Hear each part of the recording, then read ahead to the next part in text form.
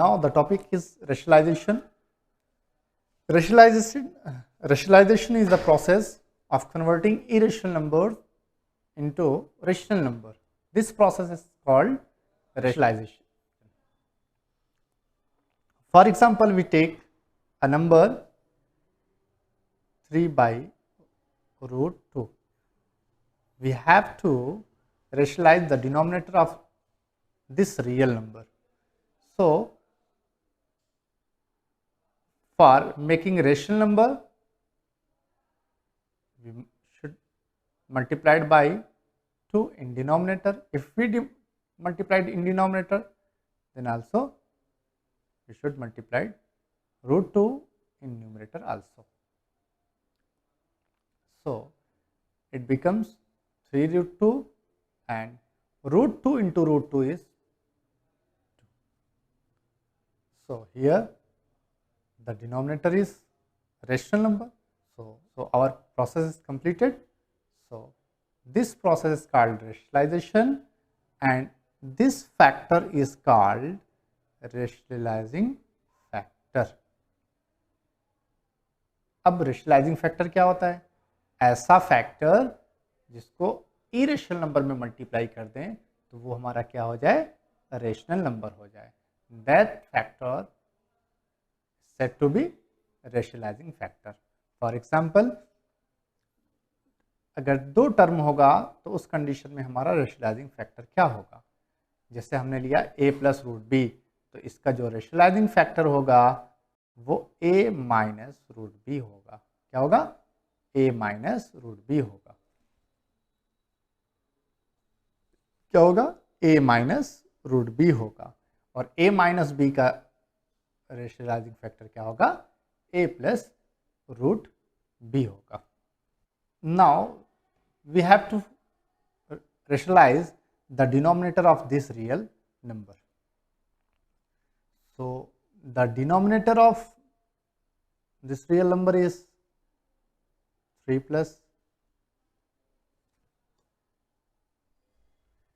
plus root 2 and the rationalizing factor of 3 plus root 2 is 3 minus root 2. So, we multiplied denominator as well as numerator by 3 minus root 2, 3 minus root 2. So, it becomes, numerator becomes 3 minus root 2 upon this. Denominator is in the form of a minus b and a plus b, which is equal to a square minus b square. So, it becomes a, at the place of a is 3, so the square of 3 is 9 and the square of root 2 is 2. So, 3 minus root 2 upon 7. Here we have to rationalize the denominator of given real numbers. Given real number. Now, in this question, we have to rationalize the denominator of this real number, and the denominator of this denominator is 4 minus 3 root 5. So, we have to multiply denominator by 3 plus 4 plus 3 root 5.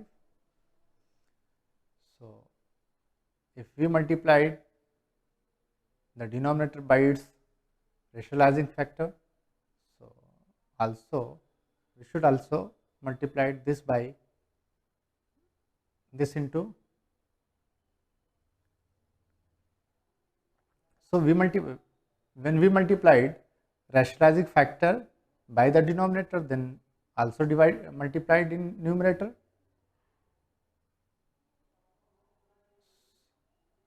So, numerator is in the form of a plus b, square of a plus b is in the form of a plus b into a plus b, which is equal to a plus b whole square, and the expanded form of a plus b whole square is a square plus 2ab plus B square. Clear? अब इसको हम इस form में लिखेंगे तो a की place पे 4 है, 4 का स्क्वायर 16 हो गया, प्लस 2 इंटू ए की प्लेस पे 4 है, b की प्लेस पे 3√5 है, और प्लस b की प्लेस पे 3√5 है। इसका स्क्वायर होल स्क्वायर करेंगे अपान ये डिनोमिनेटर तो आपको दिख ही रहा है कि a minus B A plus B के फॉर्म में है, तो ये a स्क्वायर हो जाएगा माइनस बी स्क्वायर हो जाएगा, है ना। तो ये हमारा हुआ 16 प्लस 8 3 ज़ा 24 √5 माइनस ये प्लस, अब 3√5 का स्क्वायर क्या होगा, 3 का स्क्वायर 9 होगा, √5 का स्क्वायर 5, तो 9 into 5 is equal to 45 upon square of 4 is 16 minus 45 which is equal to 16 plus 45 is equal to 61 plus 24√5 and 16 minus 45 is equal to minus 29. Here the denominator is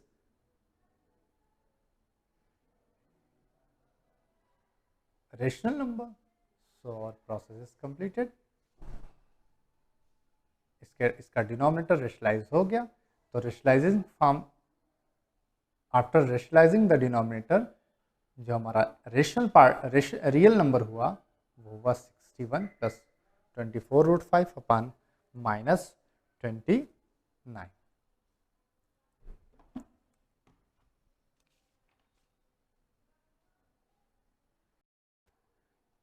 Next type is find the value of a and b, where a and b are rational numbers and √3 plus √2 upon √3 minus √2 is equal to a plus b √6. Then find the value of a and b. First of all, we rationalize the denominator of given real number.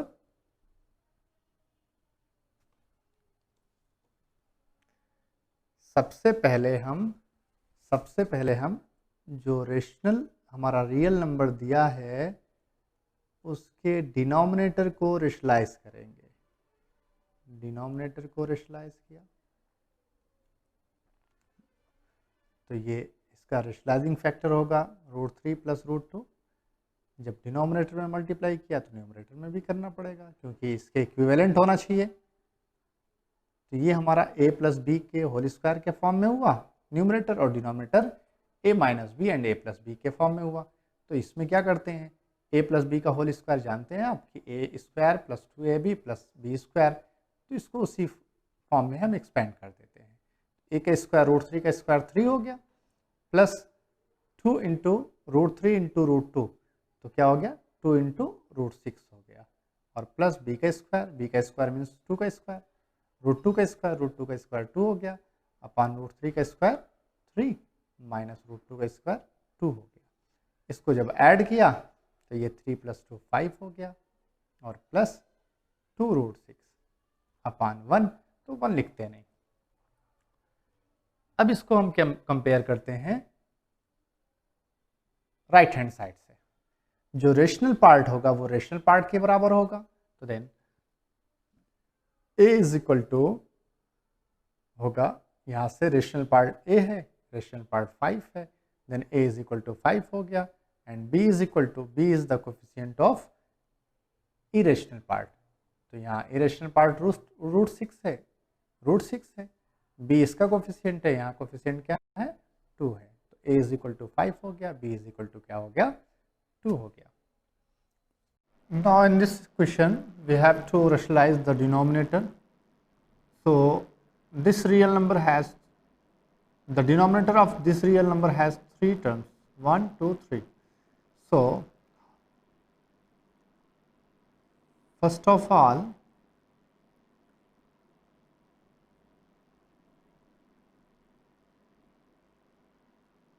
अब इसमें 3 term है, तो सबसे पहले हम इनकी grouping करते हैं। इसको हमने एक साथ लिखा। अब इसका रेशनलाइजिंग फैक्टर जो हो जाएगा वो होगा हमारा √3 माइनस √2, ये एक ब्रैकेट में है माइनस √5 होगा। अब डिनोमिनेटर में मल्टीप्लाई किया तो न्यूमरेटर में भी मल्टीप्लाई करना पड़ेगा आपको।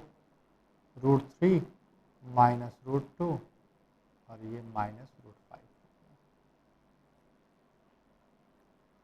अब इसको हम लिख सकते हैं 3 इंटू √3 माइनस √2 माइनस √5 अपान। अब ये हो जाएगा हमारा ए की प्लेस पे ये है और बी की प्लेस पे √5 है, तो ए का स्क्वायर माइनस बी का स्क्वायर हो जाएगा, तो √3 माइनस √2 इसका होल स्क्वायर माइनस √5 का होल स्क्वायर। अब इसको हम सिंपल कर लेंगे थोड़ा सा, तो 3 into √3 minus √2 minus √5 divided by, इसको a माइनस बी के होल स्क्वायर की आइडेंटिटी पे ब्रेक कर देंगे, तो ये हो जाएगा 3 + 2 minus 2 √3 into √2 is equal to √6 और minus root square of √5 is 5। So होगा 3 into √3 minus √2 minus √5 divided by, ये 3 + 2 5 हो गया, माइनस 2 √6 माइनस 5, ये 5 से 5 कैंसिल हो गया, तो ये बचा हमारा 3 into √3 minus √2 minus √5 divided by minus 2 √6। अभी 6 हमारा इरेशनल नंबर है, तो फिर हम इसको रेशनलाइज करेंगे। इसके डिनोमिनेटर को रेशनलाइज करने के लिए इसमें √6 से मल्टीप्लाई करना पड़ेगा। जब √6 डिनोमिनेटर में मल्टीप्लाई किया तो न्यूमरेटर में भी करना पड़ेगा। ठीक, अब ये मल्टीप्लाई हुआ, ये हमारा √3 into √6, √3 into √6 is equal to √3 into 6 लिख सकते हैं। तो यहाँ से हमारा √3 इंटू 2 लिख सकते हैं 6 की प्लेस पे। अभी पेयर हमारा बाहर चला आया, तो ये 3√2 हो गया। मीन्स इसको जब मल्टीप्लाई करेंगे इसमें तो वो आएगा हमारा 3√2। सेम उसी तरीके से जब इसमें मल्टीप्लाई करेंगे तो हमारा आएगा 2√3 और माइनस √5 इंटू 6 30 हो जाएगा, होल अपान ये minus 2 into √6 into √6 is equal to 6। तो ये 3 1 सा 3 2 सा, तो ये हमारा हुआ 3√2 माइनस 2√3 माइनस √30 डिवाइडेड बाई -4। अब माइनस से न्यूमरेटर और डिनोमिनेटर में मल्टीप्लाई कर देंगे, ये निगेटिव हो जाएगा, ये पॉजिटिव हो जाएगा। √3 प्लस √30 माइनस 3√2, जो जब माइनस से मल्टीप्लाई होगा जो प्लस है वो माइनस हो जाएगा, जो माइनस है वो प्लस हो जाएगा, अपान क्या हो जाएगा 4। अब इसका डिनोमिनेटर हमारा रेशनल नंबर हो गया, इसका मतलब रेशनलाइजेशन हमारा कंप्लीट हो गया। Now the question which is based on the rationalization is if x is equal to 3 plus 2√2 then find the value of x square plus 1 by x square। हमने class 8 में पढ़ा था कि if x plus 1 by x is equal to suppose 3 था, तो उसमें हम x square plus 1 by X square की वैल्यू हमको फाइंड करनी होती थी। तो ये कैसे आता था हमारा कि x प्लस 1 बाई एक्स की वैल्यू दी है, तो हम जानते हैं कि x प्लस 1 बाई एक्स का whole square is equal to X square plus 1 by X square plus 2 into X into 1 by X होता था। ये एक्स से एक्स कैंसिल हो जाता था, मीन्स ये आता था हमारा X square plus 1 by X square और प्लस 2। तो अब इसकी वैल्यू हमको फाइंड करनी है, तो ये हो गया हमारा X square plus 1 by X square is equal to X plus 1 by X का होल स्क्वायर माइनस 2।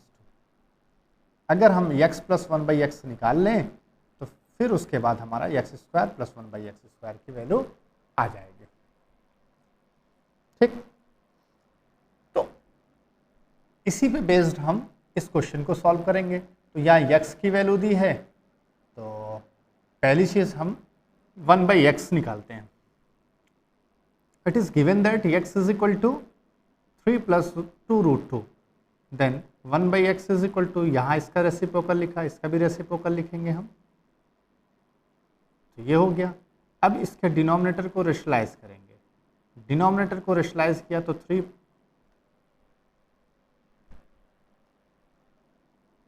इसका रेशनलाइजिंग फैक्टर होगा 3 - 2√2, ये 3 - 2√2, डिनोमिनेटर हमारा एज इट इज आया 3 - 2√2 डिवाइडेड बाई, ये हो गया हमारा 3 का स्क्वायर 9 - 2√2 का स्क्वायर 8, सो 3 - 2√2 अपॉन 1 हो गया, means 1/x is equal to कितना हो गया 3 - 2√2। So x + 1/x is equal to, x is equal to 3 + 2√2 and 1/x is equal to 3 - 2√2, ये कैंसिल हो गया हमारा, तो 3 + 3 कितना आया 6 आया। अब इस आइडेंटिटी पे पुट करके हम x² + 1/x² की वैल्यू फाइंड कर सकते हैं। ये 6 का स्क्वायर -2 हो जाएगा, 6 का square 36 -2 which is equal to 34। ये हमारा x² की वैल्यू कितनी आई, x² + 1/x² की वैल्यू कितनी आई 34। हम इजिली इसको ऐसे कर सकते हैं कि अगर इनके स्क्वायर का डिफरेंस 1 आ रहा है तो 1/x इज इक्वल टू इसका रेशनलाइजिंग फैक्टर होगा। अब दोनों को ऐड कर देंगे तो ये आ जाएगा और उसके बाद हम सॉल्व कर लेंगे। Now the topic is laws of exponents. In class 7th 8th we have learned about the exponents and laws of exponent। हमने इसको क्लास 7th और 8th में अच्छे से पढ़ लिया है, फिर से उसको हम रिपीट कर लेते हैं कि late a which is greater than 0 and b which is also greater than 0 be real number। ये अगर हमारे रियल नंबर्स हैं and m and n be also be rational numbers,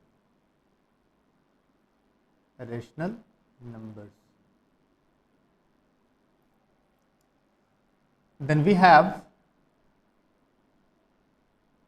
then first law is a to the power m into a to the power n, means base अगर हमारा same हो और exponent differ हो तो उस condition में दोनों का प्रोडक्ट क्या आएगा, a to the power exponent add हो जाएगी, एक्सपोनेंट ऐड हो जाएगी। फॉर एग्जाम्पल पावर 3 है इंटू 2 to the power 4 है, तो यहाँ से जो आएगा हमारा 2 to the power 3 + 4 हो जाएगा, मीन्स 2 to the power 7 हो जाएगा। ये बात समझ में आई। सेम तरीके से सेकेंड लॉ है a to the power m divided by a to the power n। उस कंडीशन में ये हमारा डिफरेंस हो जाएगा, अगर बेस सेम है एक्सपोनेंट डिफर है तो ये m - n हो जाएगा। आप इसको ऐसे कह सकते हैं, अगर 2 to the power 4 है divided by 2 to the power 2 है तो उस कंडीशन में क्या हो जाएगा 2 to the power 4 - 2 which is equal to 2 to the power 2। Third हमारा है, थर्ड लॉ है a to the power m whole to the power n। अगर ये एक्सपोनेंट की भी एक्सपोनेंट होगी तो उस कंडीशन में ये इसका प्रोडक्ट हो जाएगा, a to the power m हो जाएगा। एक एग्जांपल लिया हमने 2 to the power 3 to the power 2, तो ये क्या हो जाएगा 2 to the power 3 into 2 हो जाएगा, तो 2 to the power कितना हो जाएगा 6 हो जाएगा। ये बात सबको समझ में आई। अब नेक्स्ट हमारा है लॉ है।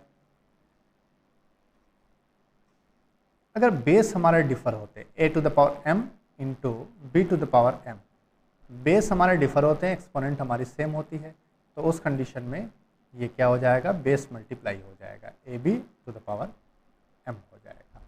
एग्जाम्पल लेते हैं, 2 to the power 3 into 3 to the power 3, इसको हम लिख सकते हैं 2 into 3 to the power, exponent क्या है 3 है, ये 6 टू द पावर 3, इसको हम लिख सकते हैं। फिफ्थ हमारा है, अगर a to the power m divided by b to the power m, तो उस कंडीशन में इसको लिख सकते हैं a by B to the power whole to the power m।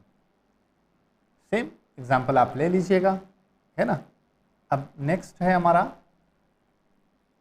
Reciprocal की बात होती है, a टू द पावर अगर m माइनस n है, a to the power minus n which is equal to 1 to the power 1 upon a to the power n हो जाएगा। ये बात सबको समझ में आ रही है। Next one is a to the power 0, if 0 is the exponent of any real number then it get 1। ये हमको क्या देता है, फिर उसके बाद रिजल्ट जो आएगा वो 1 आएगा। एक चीज और समझ लीजिए इसमें कि